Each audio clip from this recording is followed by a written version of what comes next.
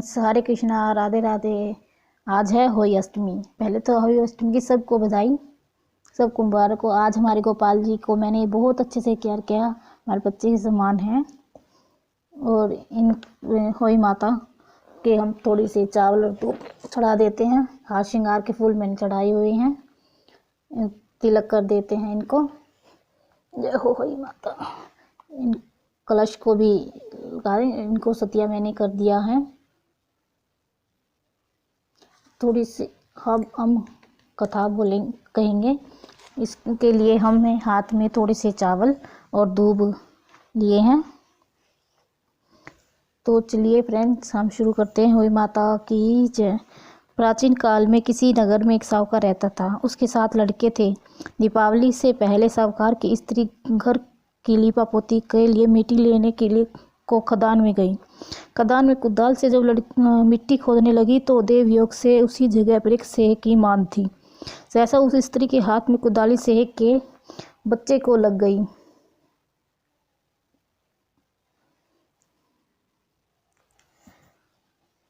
जिससे सेह का बच्चा उसी क्षण मर गया। उसकी हत्या हुई देखकर उस स्त्री को बहुत दुख हुआ, परंतु वह अब हो भी क्या सकता था। वह स्त्री पश्चाताप करती हुई अपने घर आ गई।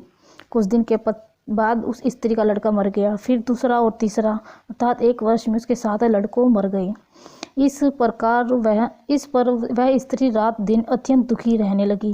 एक दिन उसके पड़ोस में रहने वाली स्त्रियों उससे पूछने लगी, तो उसने अपनी पड़ोस वाली स्त्रियों से रो रो के कहा कि मैंने जानबूझ के कोई पाप नहीं किया है। हाँ, मैंने एक बार मिट्टी खोदने के लिए खदान में गई थी। तब मिट्टी खोदने से सहसा मेरी कुदाली से एक सेह का बच्चा मर गया। तभी से 1 वर्ष के भीतर मेरे 7 बेटे मर गए।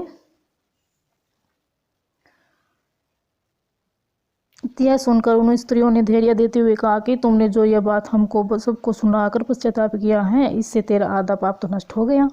सो अब तुम उस अष्टमी को भगवती की शरण लेकर सेह और सेह के बच्चे का चित्र बनाकर उसकी पूजा किया करो और क्षमा याचना करो। ईश्वर की कृपा से तुम्हारा समस्त पाप धुल जाएगा। इससे पहले की तरह ही तुम्हारे पुत्र की प्राप्ति हो जाएगी। उनकी सबकी बात मानकर उस स्त्री ने कार्तिक मास की कृष्ण पक्ष की अष्टमी को व्रत किया और हर साल व्रत और पूजन करती रही। फिर उसे ईश्वर की कृपा से 7 पुत्र प्राप्त हो गए। तभी से इस व्रत की परंपरा चली आ रही है। बोलो होली माता की जय। इसके साथ ही हम गणपति जी की कथा कहेंगे। एक अंधी बुढ़िया थी, उसका एक लड़का था। एक लड़के की बहू थी, वो बहुत ही गरीब थी। वह अंधी बुढ़िया नित्य प्रति गणेश जी की पूजा किया करती थी। गणेश साक्षात सम्मुख आकर कहते हैं कि बुढ़िया माई, तू जो चाहे सो मांग ले। बुढ़िया कहती है, मुझे मांगना नहीं आता, सो कैसे मांगूं। तब गणेश जी बोला कि अपने बहू बेटे से पूछ कर मांग ले। तब बुढ़िया ने अपने पुत्र और बहू से पूछा कि बेटा बोला कि धन मांग ले, बहू ने कहा नाते मांग ले। तो बुढ़िया ने सोचा कि बेटा बहू तो अपने अपने मतलब की बात कर रहे हैं। तो बुढ़िया ने पड़ोसियों से पूछा, तो वो पड़ोसियों ने कहा कि बुढ़िया तेरी छोटी सी जिंदगी है, क्यों मांगे धन और नाती। तू तो केवल अपने नेत्र मांग ले, जिससे तेरी शेष जिंदगी सुख से व्यतीत हो जाएगी। उस बुढ़िया ने बोला बेटे और बहू और पड़ोसियों की बात सुनकर घर में जाकर सोचा कि जैसे बेटा और बहू ने सबको सुनकर सोचा कि जिससे बेटा बहू और मेरा सबका कल्याण हो, भला हो जाए, वह भी मांग लूं और अपने मतलब की चीज़ भी मांग लूं। जब दूसरे दिन हमें गणेश जी आए और बोले, बोल बुढ़िया माई क्या मांगती है, हमारा वचन जो मांगेगी सो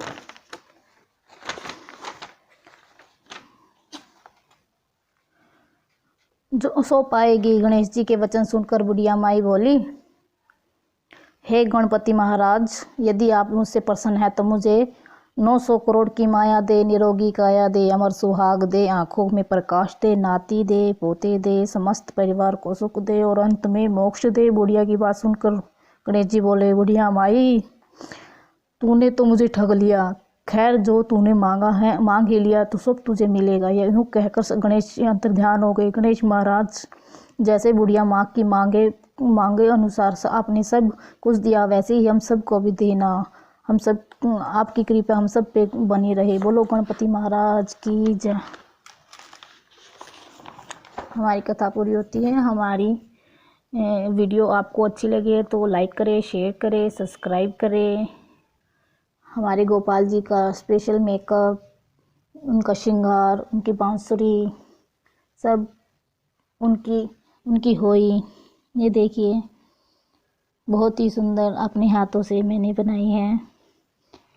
मेरे चैनल सब्सक्राइब करें। हरे कृष्णा, राधे राधे।